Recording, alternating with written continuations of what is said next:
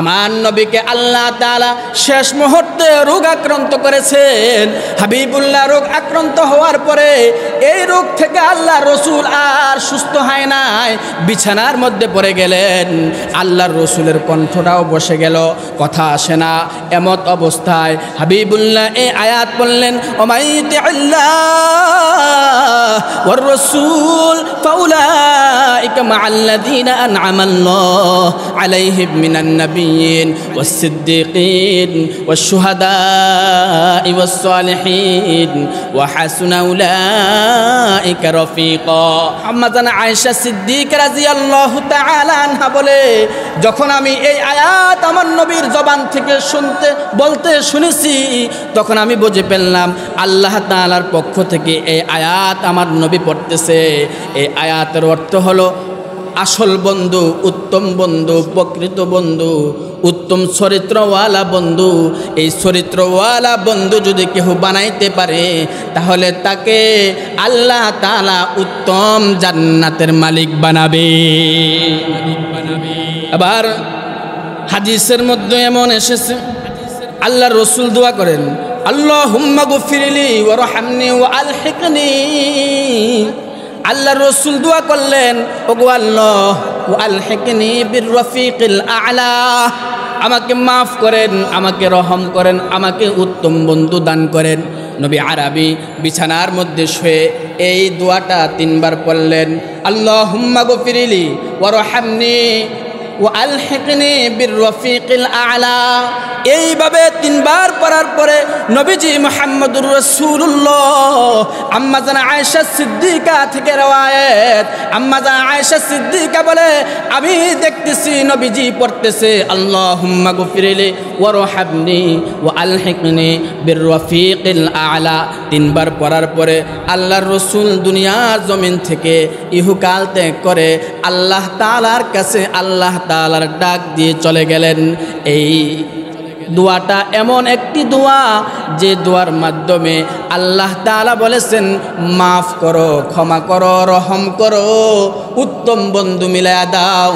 আর এই উত্তম বন্ধুর কারণে আল্লাহ তাআলার রাসূল বলেন, জান্নাত তোমার নিশ্চিত হয়ে যাবে। সুবহানাল্লাহ।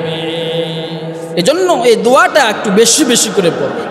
আল্লাহুম্মা গফিরলি ওয়ারহামনি ওয়া আলহিকনি বির রফিকিল আ'লা, আল্লাহুম্মা গফিরলি ওয়ারহামনি ওয়া আলহিকনি বির রফিকিল আ'লা।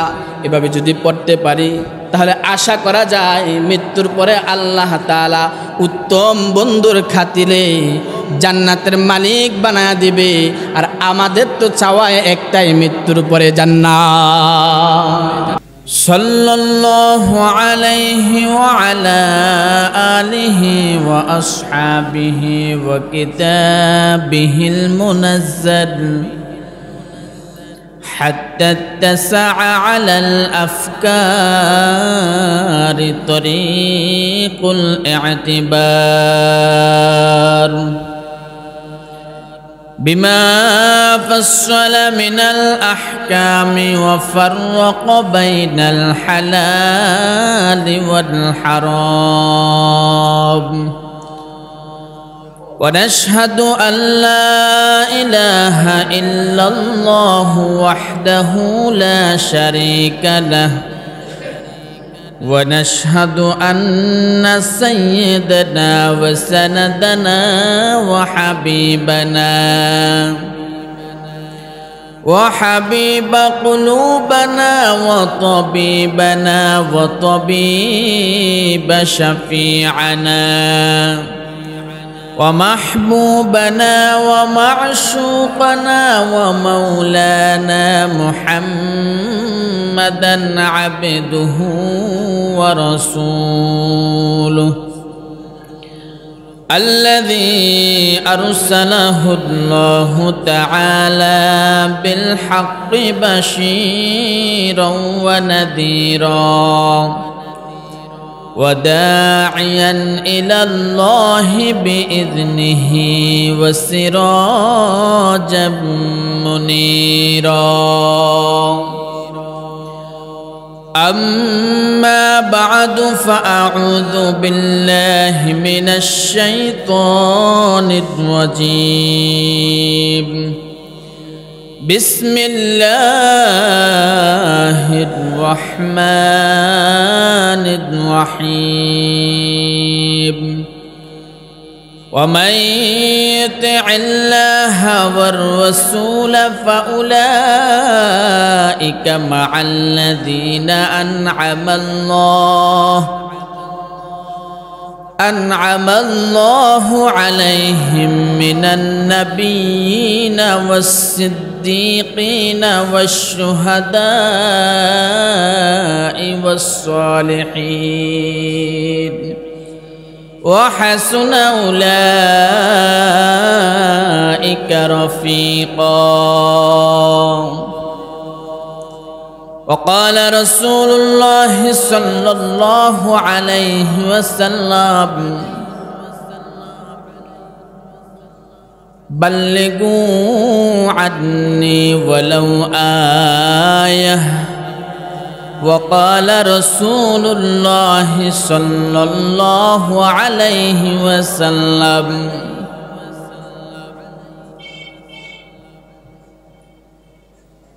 أخلص دينك يكفك العمل القليل القما قال عليه الصلاة والسلام. شكل محبة الزبان خلد درود إبراهيمي پڑھ کر اللهم صل على محمد وعلى آل محمد كما صليت على إبراهيم وعلى آل إبراهيم إنك حميد مجيد. اللهم بارك على محمد وعلى آل محمد كما باركت على إبراهيم وعلى آل إبراهيم إنك حميد مجيد. بلغ العلا بكماله كشف الدجى بجماله حسنت جميع خصاله صلوا عليه وآله رہے میرے مسکن حوالی کعبہ بنے میرے مدفن دیار مدینہ. بلغ العلا بکمالہ کشف الدجى بجماله حسنت جميع خصاله صلوا عليه وآله. सूरज ने दिया अपने शुआओं का पैगाम सूरज ने दिया अपने शुआओं का पैगाम दुनिया ही अजब सीज कभी सुबह कभी शाम.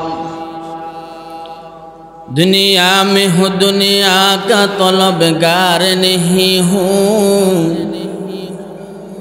दुनिया में हूँ दुनिया का तलबगार नहीं हूँ बाजार से गुजारता खरीदार नहीं हूँ बाजार से गुजारता खरीदार नहीं हूँ.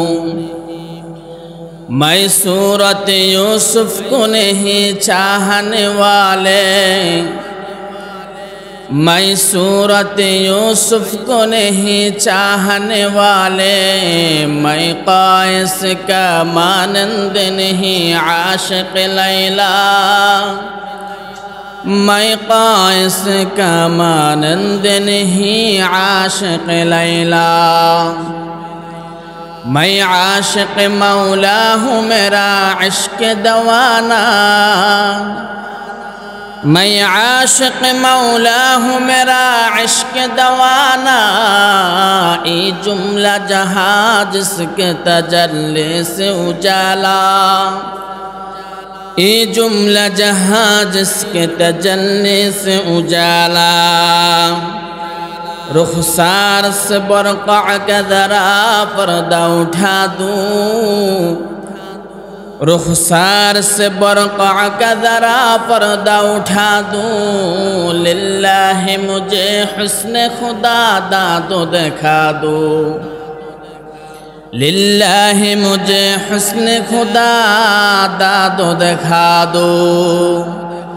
मैं दूर हूँ मजबूर हूँ ऐ सैयद आलम, मैं दूर हूँ मजबूर हूँ ऐ सैयद आलम, दीदार दिखाते नहीं आवाज़ सुना दूँ, दीदार दिखाते नहीं आवाज़ सुना दूँ। ऐ बहर करम सदक़ हुसैन बिन अली का, ऐ बहर करम सदक़ हुसैन बिन अली का, पियासा हूँ मुझे शरबत दीदार फैला दूँ, पियासा हूँ मुझे शरबत दीदार फैला दूँ। अल्हम्दुलिल्लाह, মহান আল্লাহ পাক রব্বুল আলামিনের আলিশান দরবারে অসংখ্য অগণিত শুকর সুজুদ যে মহান আল্লাহ পাক রব্বুল আলামিন আমাকে আপনাদেরকে শুক্রবার জুমার দিন জুমার নামাজ আদায় করার জন্য আল্লাহ পাক রব্বুল আলামিনের ঘরে আমাদেরকে আগে আগে আসার তৌফিক দান করেছেন। এজন্য সকলে জবান খুলে একবার বলি আলহামদুলিল্লাহ। মহান আল্লাহ পাক রব্বুল আলামিনের ঘর দুনিয়ার মধ্যে সবচেয়ে দামি। গত কিছুদিন আগে আমি এক জায়গায় প্রোগ্রামে গিয়েছিলাম, তো মানুষদেরকে শ্রোতাদেরকে বললাম দুনিয়ার মধ্যে কোন জায়গা দামি, বলে মসজিদ হলো দামি। কোন জায়গা সবচেয়ে খারাপ, এবার শ্রোতারা বলে বাজার হচ্ছে সবচেয়ে খারাপ। তো ওয়াজ এখন মুসল্লি একজন আলোচকের চেয়ে ভালো জানে। তা আমি জিজ্ঞেস করলাম আপনারা সময় কোথায় দেন বেশি? তো বাজারে। তো বাজার ভালো জায়গা নাকি খারাপ জায়গা? তো খারাপ জায়গা। মসজিদ ভালো জায়গা নাকি খারাপ জায়গা? বলে যে ভালো জায়গা। তাহলে এখন কিসের অভাব? আমলের অভাব। ওয়াজ তো মাশাআল্লাহ সবাই জানে, কিন্তু আমল কয়জনেই বা করে? বর্তমান জমানায় প্রচুর পরিমাণ ওয়াজ হয়, মাহফিল হয়। আগে তেমন এত ওয়াজ মাহফিল হতো না। এটা আমাদের মুরব্বীদের থেকে শোনা, এবং কি আমরা যখন ছোট ছিলাম, ছোট কালো এত বেশি মাহফিল ছিল না। বাংলাদেশ এই ওয়াজের মৌসুমে শুধু মানুষ ওয়াজ শুনে তা নয়, জুমার দিন আলোচনা শুনে। জুমার বাহিরে এই ওয়াজের মৌসুমে একই এলাকাতে 7, 8টা 10টা করে মাহফিল হয়।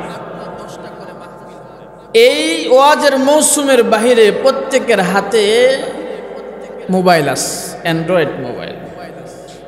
এই অ্যান্ড্রয়েড মোবাইলের মাধ্যমে দিনের কিছু অংশ হলেও সে কিছু না কিছু আলোচনা শোনে, ওয়াজ শোনে। আমি বলবো যে সারাদিন সে গান শোনে বা সিনেমা দেখে, এটা বলবো না। কিছু কিছু মানুষ আছে কিছু অংশ সে ওয়াজ শোনে, তাহলে ওয়াজ অনেক শোনে, আমল অনেক করে না, আমল অনেক কম করে। তা আল্লাহর রসুল বলেন এই যে শুনলো আর আমল করলো না, এটার জন্য আল্লাহ তাআলার কাছে জবাব দিতে হবে। অনেকে বলে আমরা জানি না, আমল করব কি করে, কিন্তু জানে সে ঠিকই আমল করে না।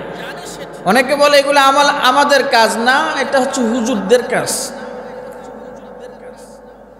এক লোক আমাকে বলে, হুজুর মিছা কথা আপনারা করতে পারতেন না। আমি বললাম যে আপনারা করতে পারবেন? আমরা মাঝে মধ্যে করতে পারবো। আবার সে লোকে বলে যে মিছা কথা বলা মহাপাপ। তাহলে মহাপাপ সেটা জানে, কিন্তু হুজুররা বলতে পারবে না, সে মাঝে মধ্যে বলতে পারবে। তাহলে আপনার জন্য কি মহাপাপ হবে না? হুজুররা তো যাই না শুনে এটা করতে পারে না। আপনি কি জানেন না? আপনি তো এখন বললেন মহাপাপ, তাহলে তো আপনি জানেন। এই হচ্ছে অবস্থা। মানে দিনের কাজ হুজুররাই করবে, পাবলিক করবে না, মুসলমান করবে না, মন চাইলে করবে আর মন চাইলে করবে না। এটা তো শরীয়ত না। মুসলমান যেই কোনো দিনের কাজে সে সব সময় লেগে থাকবে, আমল করবে। সেটা হুজুররাই করবে এরকম কোনো বাধ্যবাধকতা নাই, এমনটা কোরআনও নাই, হাদিসও নাই। মুসলমান সে জানার পরে এই আমলগুলো তার উপরে করা কর্তব্য।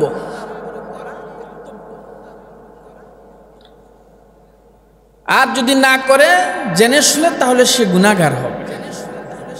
আল্লাহর রাসূল বলেন, ক্বালান নাবিয়্যু সাল্লাল্লাহু আলাইহি ওয়াসাল্লাম, আহাব্বুল বিলাদি ইলাল্লাহি মাসাজিদুহা ওয়া আবগাদুল বিলাদি ইলাল্লাহি আসওয়াকুহা। নবী আমার বলে, দুনিয়ার জমিনে সবচেয়ে দামি জায়গা হলো মসজিদ, আর সবচেয়ে নিকৃষ্টতম জায়গার নাম হলো বাজার। বর্তমানে এই আয়াত, এই হাদিস, এই কথা সকলেই জানে, কিন্তু আমলে বা কয়জনে বা করে। মসজিদে যতক্ষণ পর্যন্ত বসে থাকবে, আল্লাহ রাসূল বলেন সে কোনো নেক আমল করে না, কিন্তু সে মসজিদে বসে আছে। আল্লাহ তাআলা ফেরেশতাকে ডেকে বলবে, ফেরেশতা রে, আমার বান্দা আমার ঘরে বসে আছে, কিন্তু সে কোনো নেক আমল করে না, সে কোনো বদ আমলও আমার ঘরে বসে করে না। সে যে আমার ঘরে বসে আছে, এই বসে থাকার কারণে তুমি তার আমল নামার মধ্যে সওয়াব লিখে দাও। সুবহানাল্লাহ। কিন্তু বাজারে বসে থাকলো, সে কোনো কথা বলল না, পাশের লোক গীবত করলো, পাশের লোক গালি দিল আরেকজনকে, পাশের লোক বিভিন্ন ধরনের খারাপ মন্তব্য করলো। এই খারাপ মন্তব্যের কথাগুলো তার কানে আসলো, তার দিমাগ নষ্ট হয়ে যাবে। ওখানে সে চুপ করে বসে থাকার পরেও আল্লাহ তাআলা এই কথা ফেরেশতাকে বলবে না, ফেরেশতা রে, আমার বান্দা তো ওখানে কোনো কথা বলে না, কোনো গুনাহ করে না, গীবতও করে না, কোনো ধরনের খারাপ মন্তব্য করে না। এখন তোমরা এই বান্দার আমল নামার মধ্যে সওয়াব লিখো। এই কথা আল্লাহ তাআলা বাজারে বসে থাকার লোকের ব্যাপারে বলবে না। কারণ হলো বাজার খারাপ জায়গা, মসজিদ ভালো জায়গা। শুধু ভালো জায়গা নয়, আল্লাহ তাআলা বলে এই মসজিদ হলো সবচেয়ে উত্তম জায়গা। আল্লাহ তাআলা বলে এই মসজিদ হলো আমি আল্লাহ তাআলার ঘর। আমার ঘরে যে আসবে, আমার ঘরে যে বসবে, আমি আল্লাহ তাআলার জিম্মাদারিতে তাই চলে আসে। আর আমার জিম্মাদারিতে কোনো বান্দা চলে আসলে আমি আল্লাহ তাআলা তাকে নেক আমল দিয়ে ভরপুর করে দেব। সুবহান। তাইলে মসজিদে বসে থাকলেও সওয়াব। আর এক হাদিসের মধ্যে এসেছে, আল্লাহর রাসূল বলেন, এক নামাজ থেকে আরেক নামাজ পর্যন্ত অপেক্ষা করলে নামাজের সওয়াব তার আমল নামার মধ্যে আল্লাহ তাআলা ফেরেশতা দিয়ে উঠায় দিবেন। যেমনটা আসর থেকে মাগরিবের সময় খুবই কম, মাগরিব থেকে আসার সময় খুবই কম, সময় কিন্তু অনেক লম্বা, তাড়াতাড়ি পরে পেলে। এই যে আসর থেকে সে মাগরিব পর্যন্ত বাহিরে সময় না দিয়ে মসজিদে বসেছিল, বসে থাকার কারণে নামাজের অপেক্ষা করেছে, আর মসজিদে বসে তাসবিহ তাহলিল পড়েছি, আল্লাহ তাআলা তার আমলনামার মধ্যে নামাজের সওয়াব না পড়ার আগেও, পড়ার সময় হওয়ার আগেও আল্লাহ তাআলা তার আমলনামার মধ্যে উঠিয়ে দিবেন। সুবহানাল্লাহ। দামি জায়গা মসজিদ, কিন্তু সময় দেয় মানুষ বাহিরে। এটা বুঝবে কখন? যখন সে মারা যাবে তখন সে বুঝবে। হ্যাঁ, বাইরে সময় দিল তো গুনার কাজ করা যাবে না, বাইরে সময় দিল তো খারাপ কাজে সময় ব্যয় করা যাবে না, বাইরে সময় দিতে নিষেধ নাই। অবসর সময়টুকুন বাহিরে দিলেও হাতে তাসবিহ নিয়া রবের নামে যখন সে তাসবিহ তাহলিল পড়বে, আল্লাহ তাআলা তার প্রতি খুশি হবে। এই তাসবিহ তাহলিল পড়ার কারণে আল্লাহ তাআলা তার জন্য জান্নাতের মধ্যে বিশাল বড় বড় গাছ লাগিয়ে দিবে। যে গাছগুলোর মধ্যে ফল হবে, সে জান্নাতে গিয়ে ওই গাছ থেকে ফল ভক্ষণ করতে থাকবে। সুবহানাল্লাহ। এই গাছগুলো থেকে সে জান্নাতে গিয়ে সে যেই ফলে খেতে চাবে, সেই ফলে আল্লাহ তাআলা তার সামনে এনে দিবেন। সে যেটাই খেতে চাবে আল্লাহ তাআলা তার জন্য সেটাই ব্যবস্থা করে দেবে। এজন্য সময় বাহিরে না দিয়ে মসজিদে দিলে লাভ আছে। যারা বয়স্ক তাদের ব্যাপারেও এই কথা, সবার ব্যাপারেও এই কথা। আমি আজকে যে আলোচনা নিয়েছিলাম, আজকের আলোচনাটা একটু ব্যতিক্রমী আলোচনা। ব্যতিক্রমী আলোচনা বলতে আল্লাহ তাআলা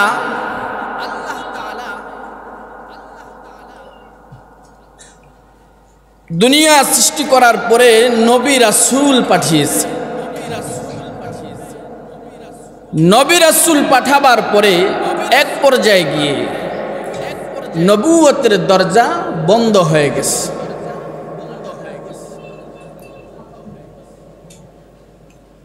নবুয়তের দরজা বন্ধ হয়ে গেছে।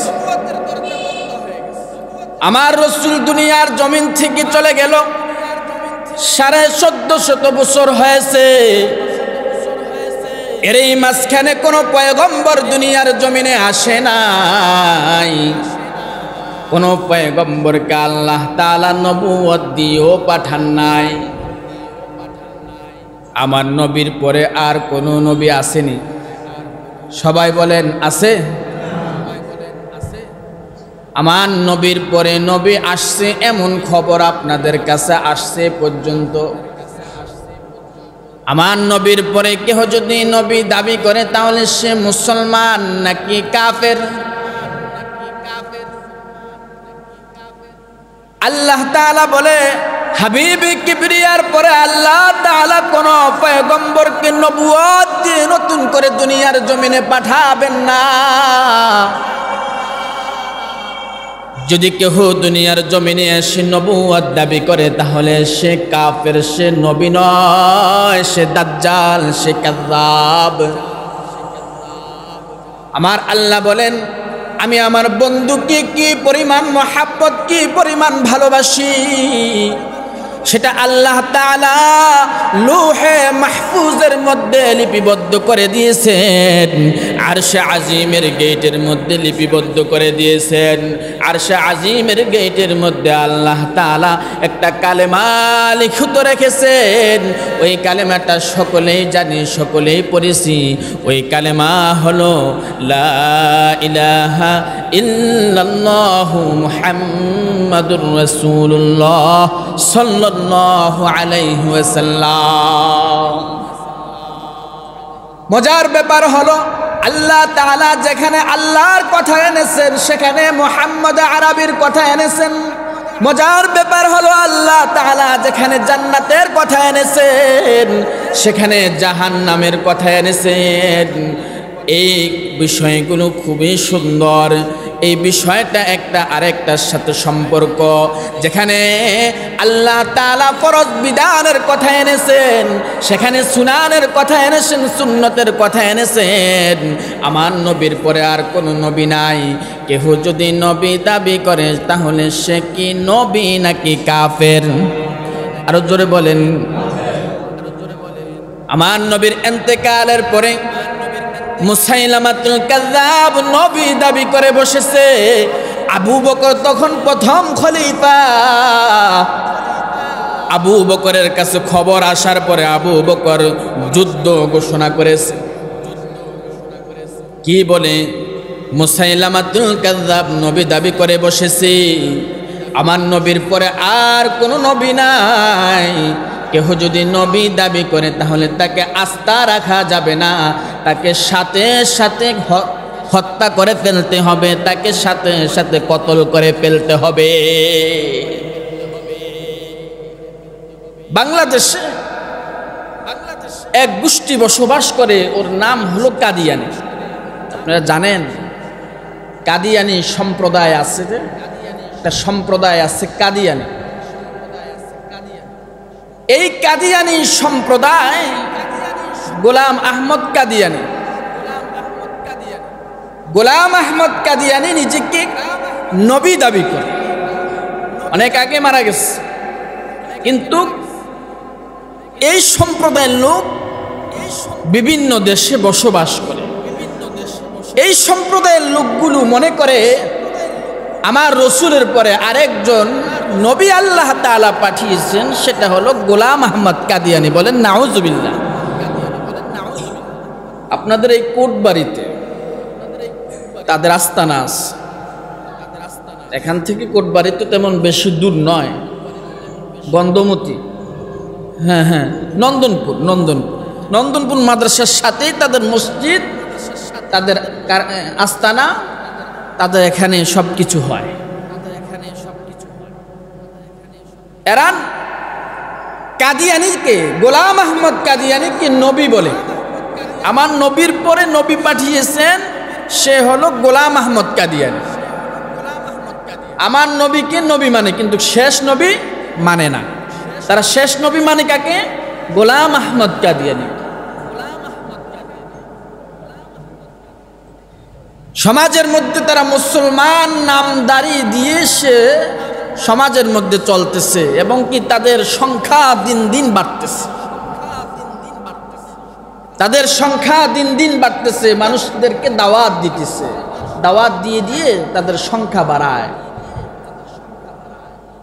এখানে নন্দনপুরে যখন তারা মসজিদ করে তখন মুসল্লি 4 থেকে 5 জন। আর এখন আমি গত কিছুদিন আগে খবর পেয়েছি, এখন নাকি তাদের মসজিদে অনেক মুসল্লি। কারা যায়? যারা গোলাম আহমদ কাদিয়ানিকে নবী মানে তারাই তো সেখানে যায়। আপনি যাবেন যে গোলাম আহমদ কাদিয়ানি আমার নবীর পরে নবী, এই বিশ্বাস করে কি আপনি ওখানে যাবেন? আর এই বিশ্বাস করে গেলে কি হবে? আপনি কাফের হয়ে যান। তারা সমাজের মধ্যে দাওয়াত দিতেছে, গোপনে গোপনে তাদের অনেক দাওয়াতি কাজ চলতেছে, তাদের সংখ্যা দিন দিন বাড়তেছে, মুসলমানদেরকে ধোঁকা দিতেছে। আল্লাহ বলে, আমি আমার পয়গম্বর মুহাম্মদ আরবির পরে আর কোন নবী পাঠাই নাই। আমার রাসূল বলেন, ক্বালান নবিয়্যু সাল্লাল্লাহু আলাইহি ওয়াসাল্লাম, আনা খাতাবুন নবিয়্যিন লা নাবিয়্যা বা'দি। আল্লাহর রাসূল বলেন, আমি হলাম শেষ নবী, আমার পরে আর কোন নবী নাই। এবার কেহ যদি নবী দাবি করে তাহলে কি সে আসল নবী নাকি মিথ্যা নবী? আসল নবী, মিথ্যা নবী। এবার এই মিথ্যা নবীর বিরুদ্ধে যুদ্ধের ঘোষণা, মিথ্যা নবীর বিরুদ্ধে কতলের ঘোষণা, মিথ্যা নবীর বিরুদ্ধে যত ধরনের কাজ করা দরকার সব কিছু করতে হবে। কারণ আমার নবীর মর্যাদা কে দিয়েছেন? বেশি দিয়েছেন নাকি কম দিয়েছেন? কত বেশি দিয়েছেন? সকল পয়গম্বরদের সরদার আল্লাহ তাআলা যাকে বানিয়েছেন তিনি হলেন আপনার আমার নবী। ওই নবীর পরে আর কোনো নবী নাই। আপনার আমার নবী কেমন যদি আমি আপনাদের সামনে এক এক করে বলি তখন ভালো করে বুঝবেন। আল্লাহ তাআলা কালামে হাকিমের মধ্যে বলেন, ওমাই ইউতিল্লাহা ওয়ার রাসূল ফাউলাইকা মাআল্লাযীনা আন'আমাল্লাহু আলাইহিম মিনান নাবিয়্যিন ওয়াস-সিদ্দীকিন ওয়াশ-শুহাদা'i ওয়াস-সালিহিন ওয়া হাসুনা উলাইকা রাফীকা। আল্লাহ তাআলার কথা কালামে হাকিমের মধ্যে আল্লাহ তাআলা এই আয়াত নাজিল করেছেন। কত সুন্দর চমৎকার কথা। আমার মালিক বলে কেহ যদি আল্লাহ এবং আল্লাহর রসুল করে অনুসরণ করে তাদেরকে আল্লাহ তাআলা কি দিবেন? 4 ধরনের পুরস্কারের ঘোষণা দিয়েছেন। 4 রকমের পুরস্কার, 4 শ্রেণীর সাথে তাদের হাসর নাসর হবে। কার সাথে কার বন্ধুত্ব থাকলে, কার সাথে কার মুআমেলা থাকলে আল্লাহ তাআলা ওই লোকগুলোকে 4 শ্রেণীর মানুষদের সাথে আল্লাহ তাআলা জান্নাত দিবেন। কালামে হাকিমে এই আয়াতের মধ্যে আল্লাহ তাআলা বলেছেন, আল্লাহ বলেন আমাকে মানো, আমার রসুলকে মানো, তাহলে তোমাদের জন্য পুরস্কারের ঘোষণা আছে। সাধারণ পুরস্কার নয়, নরমাল পুরস্কার নয়, এগুলো হলো উত্তম এবং কি সুন্দর সবচেয়ে দামি পুরস্কার। সুবহানাল্লাহ। ওয়া ইউতিল্লাহা ওয়ার রাসূল ফাউলাইকা মাআল্লাযীনা আন'আমাল্লাহ। আল্লাহ বলেন তাদের সঙ্গে আমি আল্লাহ তাআলা বানায়া দিব মাআল্লাযীনা আন'আমাল্লাহু আলাইহিম মিনান নাবিয়্যিন। 1 নাম্বার হলো যদি এইভাবে চলতে পারো, আল্লাহ এবং আল্লাহর রাসূলকে অনুকরণ করে যদি জীবন পরিচালনা করতে পারো, তাহলে আমি আল্লাহ তাআলা 1 নাম্বার বন্ধু বানাবো নবীদেরকে। কাদেরকে? নবীদেরকে। ওই লোকগুলোকে বন্ধু বানায়া দিবে। আন'আমাল্লাহু আলাইহিম মিনান নাবিয়্যিন। 1 নাম্বার সাথী হবে ময়দানে মাহশারে, পরকালে জান্নাতের মধ্যে 1 নাম্বার সাথী হবে। আল্লাহ তাআলা বলেন আন'আমাল্লাহু আলাইহিম মিনান নাবিয়্যিন। 1 নাম্বার হলো নবীরা তোমাদের সাথী হবে। 2 নাম্বার হলো আল্লাহ তাআলা বলেন ওয়াস-সিদ্দীকিন। 2 নাম্বার হলো সিদ্দিকরা তোমাদের বন্ধু হবে।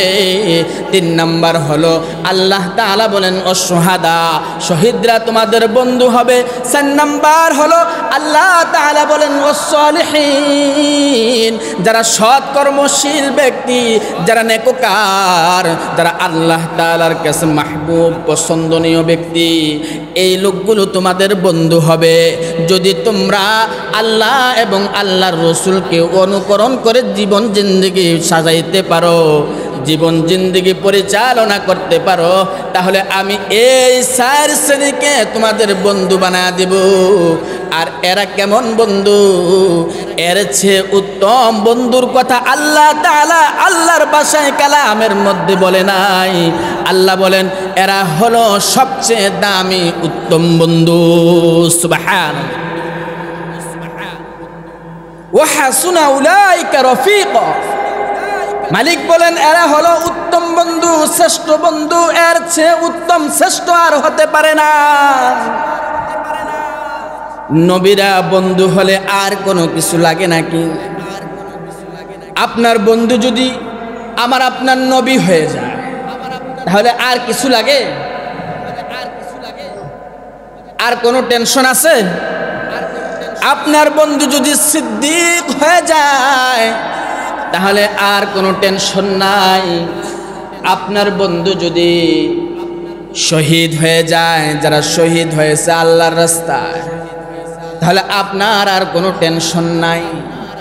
আপনার বন্ধু যদি আল্লাহওয়ালা কোনো আল্লাহওয়ালা পীর গাউস কুতুব যদি হয়ে যায়, তাহলে আপনার আর কোনো টেনশন নাই।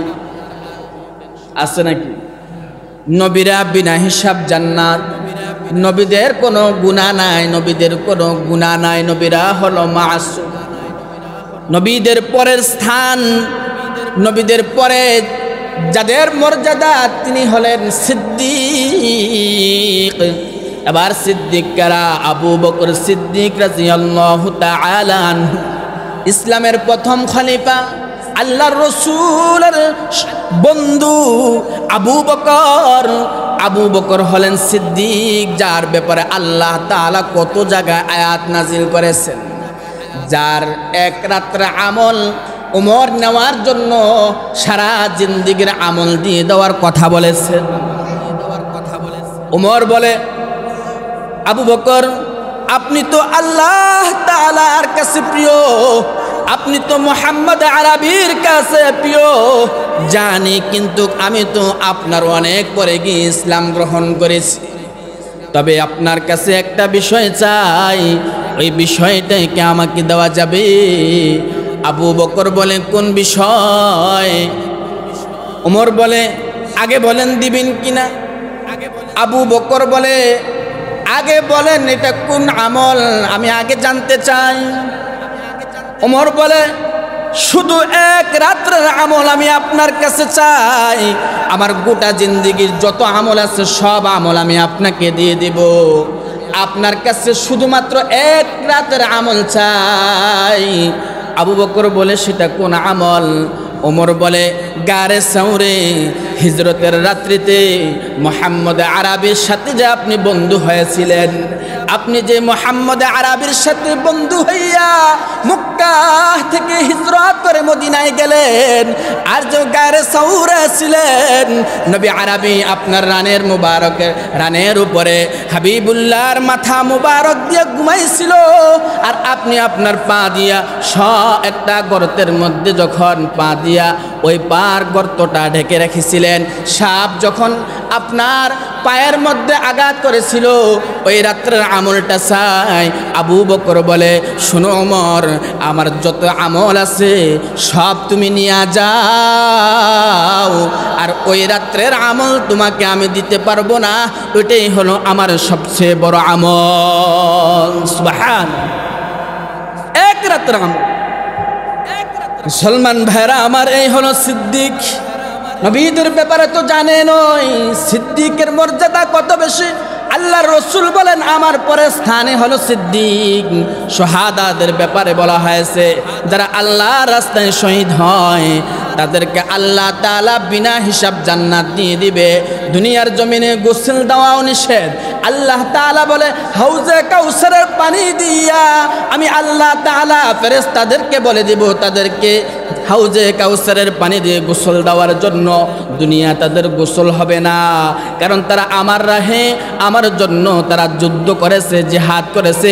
জিহাদ করতে করতে তারা মৃত্যুবরণ করেছে, শাহাদাত বরণ করেছে। তাদেরকে মৃত্যু বলা যাবে না, তারা শহীদ হয়েও আমি আল্লাহ তাআলার কাছে জীবিত। 4 নম্বর হলো যারা নেক আমল করে, আল্লাহ ওয়ালা সৎ বান্দা, এই শ্রেণীর 4 শ্রেণীর লোক নবী আরবি বলেন তার বন্ধু হয়ে যাবে যদি আল্লাহ এবং আল্লাহর রাসূলকে কেউ অনুকরণ করে জীবন পরিচালনা করে, তাদের বন্ধু হবে এই 4 শ্রেণীর লোক। এই 4 শ্রেণীর লোক যদি বন্ধু হয়ে যায়, আর কোনো কি নাই, টেনশন নাই। মৃত্যুর পরে তারা আপনার বন্ধু, আর তারা আপনাকে শাফাআত করে সুপারিশ করে জান্নাতের মেহমান বানিয়ে দিবে। বলেন সুবহানাল্লাহ। এই জন্য আমার নবীর পরে আর কোনো নবী নাই। আল্লাহর রাসূল বলেন, আনা খাতামুন নবিয়্যিন লা নাবিয়্যা বা'দি, আমি হলাম শেষ নবী, আমার পর আর কোনো নবী নাই। আমার রাসূল বলেন, লাউ কানা নাবিয়্যুন লাকানা উমর, যদি আমার পরে কেহ নবী হইতো, আল্লাহর রাসূল আগাম বলে দিয়েছেন শোনো শোনো, আমার পরে যদি কেহ নবী হইতো তাহলে হযরত ওমর রাদিয়াল্লাহু তাআলা আনহুই নবী হইতো। ওমর যদি নবী না হয় কিয়ামত পর্যন্ত আর কাউকে নবী বলে ঘোষণা দেওয়া যাবে না। কারণ ওমরের শানে, ওমরের মেজাজে, ওমরের মেজাজ অনুযায়ী আল্লাহ তাআলা কালামে হাকিমের মধ্যে 83 জায়গায় আয়াত নাজিল করেছেন। ওমরের মেজাজ অনুযায়ী আল্লাহ তাআলা 83 জায়গায় আয়াত নাজিল করেছেন। এত আয়াত অন্য কোন সাহাবীর ব্যাপারে নাজিল করে নাই। আয়াত নাজিল হয় পয়গম্বরদের উপরে, কিতাব নাজিল হয় পয়গম্বর নবীগণের উপরে, কিন্তু উমরের ব্যাপারে আল্লাহ তাআলা 83 জায়গায় আয়াত নাজিল করেছেন। এরপরে আল্লাহ রসুল বলেন, লাউ কানা নাবিয়্যুন লাকানা উমর, আমার পরে কেহ যদি নবী হয় তাহলে উমরই হইতো। এখন যেহেতু নবুয়তের দরজা বন্ধ, আর কোন নবী হবে না। কিয়ামত পর্যন্ত যারা নবী দাবি করবে তাদেরকে নবী বলে ঘোষণা দেওয়া যাবে না। তাদেরকে যেখানেই পাবে সেখানেই হত্যার ঘোষণা এসেছে। যেখানেই পাবে তাদেরকে সেখানেই কতল করে ফেলবে। এই কাদিয়ানি আমাদের বাংলাদেশে এমনভাবে কাজ করে যাচ্ছে, বিশেষ করে উত্তরবঙ্গে এত বেশি আকারে কাজ করছে।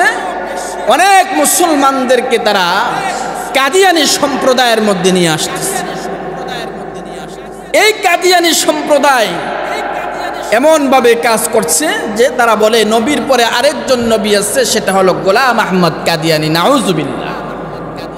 এই কাদিয়ানিদেরকে অমুসলিম ঘোষণা করা, এই কাদিয়ানিদেরকে কাফের ঘোষণা করা। এরা মুসলমান নাকি কাফের? যদি কেহ কাফের মনে না করে, আল্লাহ রসুল বলেন যারা কাফের মনে না করবে তারাও কাফের। কত কঠিন কথা!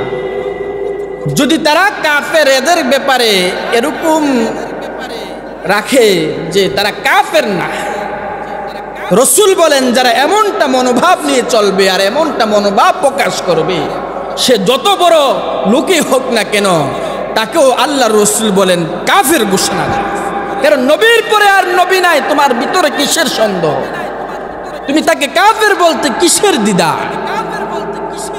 যে জায়গায় আল্লাহ তাআলা নবুয়তের দরজা বন্ধ করে দিয়েছে, তোমার কাছে স্পষ্ট বার্তা আসার পরও তুমি কাদিয়ানিকে কাফের ঘোষণা দিতে পারো না, তাহলে তোমার ইমানের ভিতরে ঝামেলা। এজন্য আগামীকাল শনিবার 15ই নভেম্বর সোহরাওয়ার্দী উদ্যানে কাদিয়ানিদেরকে কাফের ঘোষণার জন্য বিশাল বড় সমাবেশ ডাকা হয়েছে। যেই সমাবেশের মধ্যে ভারত, পাকিস্তান, ইন্দোনেশিয়া, এমন করে আরব আমিরাত থেকে নিয়ে বড় বড় আলেমরা এসে তাদেরকে কাফের ঘোষণা দেওয়ার জন্য বর্তমান যিনি দায়িত্বে আছেন ওনার কাছে আবেদন করবে অতি তাড়াতাড়ি যেন কাদিয়ানিদেরকে কাফের ঘোষণা দেওয়া। কারণ তারা যদি কাফের ঘোষণা না দেওয়া হয়, মুসলমান নাম লেখে তারা মুসলমানের সমাজে কাজ করে, মুসলমানের সন্তানদেরকে কাদিয়ানি গোষ্ঠী বানিয়ে ফেলবে। আর যখন তারা কাদিয়ানি সম্প্রদায় থাকবে, তখন মুসলমান তাদেরকে চিনতে সুবিধা হবে। এখন তো তারা তাদের ধর্মের মধ্যে বলে যে কোরআন তাদের প্রথম পাঠ্যবস্তু, কোরআন তাদের বই, আদর্শ। কিন্তু যারা কাদিয়ানি সম্প্রদায় তাদের জন্য কোরআন আদর্শ হতে পারে না। কারণ কোরআনকে তারা পুঁজি বানিয়ে মুসলমানের সমাজের মধ্যে যে মুসলমানের সন্তানদেরকে যে দাওয়াত দিতেছে, মুসলমানের সন্তান তো বুঝতেছে না এরা কি প্রকৃতপক্ষে মুসলমান নাকি এরা কাফের কাদিয়ানি। যখন তাদের নামের শুরুতেই মুসলমান শব্দটা কেটে যাবে আর কাদিয়ানি শব্দটা উঠে যাবে, তখনই মুসলমান তাদেরকে বুঝতে, শিখতে, শুনতে, চিনতে সহজ হবে। আমরা তো আমাদের সন্তানদেরকে এভাবে কাফের হাতে তুলে দিতে পারি না, কাদিয়ানির হাতে তুলে দিতে পারি না। আমাদের সন্তানরা ইসলাম বুঝুক, কোরআন বুঝুক, নবী চিনুক, ইসলামের উপরে চলুক, ইত্তেবাই সুন্নাত রাসূলুল্লাহর উপরে চলুক, এটাই তো আমাদের চাওয়া। যদি এমনটা না হয় তাহলে আপনাকে আল্লাহ তাআলার আদালতের মধ্যে আসামি হিসাবে দাঁড়াতে। এজন্য আমাদের একটাই দাবি যে কাদিয়ানি মুসলমান নয়, এরা কাফের, এরা মুসলমান হিসাবে বাংলাদেশে সমাজে বসবাস করার অধিকার রাখে না। এরা বাংলাদেশে থাকতে হলে কাদিয়ানি গোষ্ঠী নাম দিয়ে সমাজের মধ্যে চলতে হবে, নচেত আপনারা আমার জন্য বড় ভয়ঙ্কর দিন আসতেছে, বড় ভয়ঙ্কর দিন আসতেছে। এ তত্ত্বাবধায়ক সরকারের আমলে অনেকে অনেক দাবি আদায় করে নিয়েছে, আর আমাদের এই কাদিয়ানিদেরকে কাফের ঘোষণা করার দাবি অনেক আগ থেকে এরা কাফের যে স্পষ্ট, বিগত আমলও দেয় নাই, এর আমলও দেয় নাই, কিন্তু এটাকে দাবি আদায় করেই নিতে হবে, নচেত ভবিষ্যৎ আমাদের জন্য অনেক বড় ভয়ঙ্কর হয়। এই জন্য আমার রাসূলের কাছে আল্লাহ তাআলা দুইটি অপশন পাঠিয়েছেন। নবী আরবি কেমন এবার একটু বুঝুন, খেয়াল করে কথাগুলো শুনুন। জিব্রাইল আলাইহিস সালাতু ওয়াস সালাম হলো মালায়েকার সরদার। জিব্রাইল সব সময় নবীদের কাছে যান, অন্য কোন ফেরেশতা নবীদের কাছে যাইতে পারে না, অনুমতি নাই। জিব্রাইল ওহী নিয়ে সকল পয়গম্বরদের কাছে গিয়েছেন, আমার নবীর কাছে সবচেয়ে বেশি এসেছেন হাবিবুল্লাহর কাছে। জিব্রাইল আল্লাহ তাআলার কথা নিয়ে এসেছেন, আল্লাহ তাআলার পক্ষ থেকে দুটি অপশন দিয়ে হাবিবুল্লাহর কাছে জিব্রাইলকে পাঠিয়েছেন। নবী আরবিকে বলে, ওগো আল্লাহর রাসূল, আল্লাহ তাআলা দুইটি বিষয় দিয়ে আপনার কাছে পাঠিয়েছে। এবার আল্লাহর রাসূল বলেন, কি দুই বিষয় একটু শুনতে চাই। জিব্রাইল বলে, যে দুইটি বিষয় আপনাকে আল্লাহ তাআলা আমার মাধ্যমে আপনার কাছে পৌঁছাবার জন্য বলেছেন, এই দুইটি বিষয় থেকে আপনি একটা রাখতে পারবেন, আর একটা রাখতে পারবেন না। অপশন দিয়ে দিলেন, দুটোটাই হলো চমৎকার, এবার আপনি কোনটা নেবেন? হাবিবুল্লাহ বলে, জিব্রাইল এত কথা না বলে তুমি আমার কাছে আমার মালিকের কথাগুলো শোনাও, আমি জানতে চাই, এরপরে আমি নির্ণয় করব কোনটা রাখবো কোনটা রাখবো না। আল্লাহর রাসূলকে জিব্রাইল বলে, এক নাম্বার হলো আপনার যত উম্মত আছে আল্লাহ তাআলা কিয়ামত পর্যন্ত আপনার যত উম্মত বানাবে, ময়দানে মাহশারে আল্লাহ তাআলা আপনাকে এই ক্ষমতাটুকুন, এই পাওয়ারটুকুন দিবেন যে আপনি আপনার উম্মতগুলোদের মধ্য থেকে অর্ধেক উম্মত সাথে করে আপনি জান্নাতে যেতে পারবেন। আপনার এই যে অত উম্মত আছে, এই উম্মতগুলোর মধ্যে থেকে অর্ধেক আর অর্ধেক বাকি থাকবে। দুই নাম্বার হলো আপনি চাইলে সব উম্মতের ব্যাপারে সুপারিশ করতে পারবেন। প্রথম যেটা জিব্রাইল বলেছে, অর্ধেক নিয়ে গেলে আর অর্ধেকের ব্যাপারে শাফাআতের কোনো ঘোষণা আসে নাই, এদের ব্যাপারে জান্নাতে নিয়ে যাওয়ার কথাও আসে নাই। দুই নাম্বার যেটা, এদেরকে জান্নাতে নিয়ে যেতে পারবে না, তবে শাফাআতের ঘোষণা এসেছে। এবার বলুন তো, আল্লাহর রাসূল যদি আল্লাহ তাআলার কাছে সুপারিশ করে, তাহলে আল্লাহ তাআলা এই সুপারিশ কি ফেলে দিবে নাকি গ্রহণ করবে? হাবিবুল্লাহ কতটা বিচক্ষণ, আমার নবী এমন বিচক্ষণ। আল্লাহ তাআলার রাসূল বলেন, উতিতুল ইলমাল আউয়ালিন ওয়াল আখিরিন, দুনিয়ার শুরুর ইলম, দুনিয়ার শেষের ইলম, এর মাধ্যমে এর মাঝখানে যত ইলম আছে সব ইলম আল্লাহ তাআলা একাই মুহাম্মদ আরবিকে দান করেছেন। আল্লাহর রাসূল প্রথমটাকে গ্রহণ করেন নাই, দুই নাম্বারটাকে গ্রহণ করেছেন। দুই নাম্বারটা কি? সকল উম্মতের ব্যাপারে শাফাআত আসবে, সকল উম্মতের ব্যাপারে সুপারিশ করলে তো আল্লাহ রাসূল বলেন আমার কোন উম্মত আমার শাফাআত থেকে বঞ্চিত হবে না। আর এই যদি বঞ্চিত না হয় তাহলে তো আশা করা যায় আমার কোনো উম্মত জাহান্নামী হবে না, তারা আমার সুপারিশের কারণে জান্নাতের মালিক হয়ে যাবে। আমার সুপারিশের কারণে জান্নাতের সে মালিক হবে, সুলতানাত পাবে। এই জন্য আল্লাহ তাআলা এই আয়াতের মধ্যে বলেন, ওমাইয়ুতিল্লাহ ওয়ার রাসূল ফাউলাইকা মাআল্লাযীনা আন'আমাল্লাহু আলাইহিম মিনান নাবিয়্যিনা ওয়াস-সিদ্দীকিনা ওয়াশ-শুহাদা'i ওয়াস-সালিহিন। নবী বলেন, আম্মা জান আয়েশা সিদ্দিকা রাদিয়াল্লাহু তাআলা আনহা থেকে হাদিসটা বুখারীতে এসেছে। আম্মা জান আয়েশা সিদ্দিকা বলে, আমি আমার রাসূল থেকে মুহাম্মদ আরবি থেকে বলতে শুনেছি, আমার নবী বলেন, পয়গম্বরদেরকে আল্লাহ তাআলা মৃত্যুর আগে রোগ দেন, রোগাক্রান্ত করেন। এই রোগাক্রান্তের মাধ্যমে আল্লাহ তাআলা পয়গম্বরদেরকে বলেন দুনিয়াতে অবস্থান করার ব্যাপারও আবার পরকালে যাওয়ার ব্যাপারও তাদেরকে অধিকার দেওয়া হয়। আমার নবীকে আল্লাহ তাআলা শেষ মুহূর্তে রোগ আক্রান্ত করেছেন। হাবিবুল্লাহ রোগ আক্রান্ত হওয়ার পরে এই রোগ থেকে আল্লাহ রসুল আর সুস্থ হয় নাই, বিছানার মধ্যে পড়ে গেলেন। আল্লাহর রসুলের কণ্ঠটাও বসে গেল, কথা আসে না।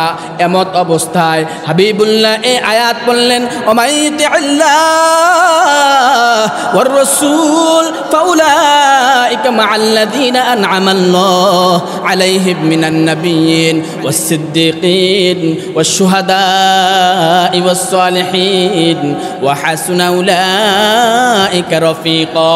আম্মা জান আয়েশা সিদ্দিকা রাদিয়াল্লাহু তাআলা আনহা বলে, যখন আমি এই আয়াত আমার নবীর জবান থেকে বলতে শুনেছি, তখন আমি বুঝে ফেললাম আল্লাহ তাআলার পক্ষ থেকে এই আয়াত আমার নবী পড়তেছে। এই আয়াতের অর্থ হলো আসল বন্ধু, উত্তম বন্ধু, প্রকৃত বন্ধু, উত্তম চরিত্রওয়ালা বন্ধু।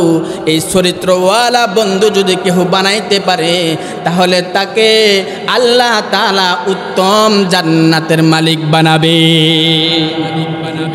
আবার হাদিসের মধ্যে এমন এসেছে, আল্লাহর রাসূল দোয়া করেন, আল্লাহুম্মা গফিরলি ওয়ারহামনি ওয়া আলহিকনি। আল্লাহর রাসূল দোয়া করলেন, ওগো আল্লাহ ওয়া আলহিকনি বির রফিকিল আ'লা, আমাকে মাফ করেন, আমাকে রহম করেন, আমাকে উত্তম বন্ধু দান করেন। নবী আরবি বিছানার মধ্যে শুয়ে এই দোয়াটা 3 বার পড়লেন, আল্লাহুম্মা গফিরলি ওয়ারহামনি ওয়া আলহিকনি বির রফিকিল আ'লা। এইভাবে 3 বার পড়ার পরে নবীজি মুহাম্মদুর রাসূলুল্লাহ আম্মা জান আয়েশা সিদ্দিকা থেকে রওয়ায়াত, আম্মা জান আয়েশা সিদ্দিকা বলে, আমি দেখতেছি নবীজি পড়তেছে আল্লাহুম্মা গফিরলি ওয়ারহামনি ওয়া আলহিকনি বির রফিকিল আ'লা। 3 বার পড়ার পরে আল্লাহর রাসূল দুনিয়ার জমিন থেকে ইহকাল ত্যাগ করে আল্লাহ তাআলার কাছে আল্লাহ তাআলার ডাক দিয়ে চলে গেলেন। এই দোয়াটা এমন একটি দোয়া যে দোয়ার মাধ্যমে আল্লাহ তাআলা বলেছেন, মাফ করো, ক্ষমা করো, রহম করো, উত্তম বন্ধু মিলায়া দাও। আর এই উত্তম বন্ধুর কারণে আল্লাহ তাআলার রাসূল বলেন জান্নাত তোমার নিশ্চিত হয়ে যাবে। সুবহানাল্লাহ। এজন্য এই দোয়াটা একটু বেশি বেশি করে পড়ো, আল্লাহুম্মা গফিরলি ওয়ারহামনি ওয়া আলহিকনি বির রফিকিল আ'লা, আল্লাহুম্মা গফিরলি ওয়ারহামনি ওয়া আলহিকনি বির রফিকিল আ'লা।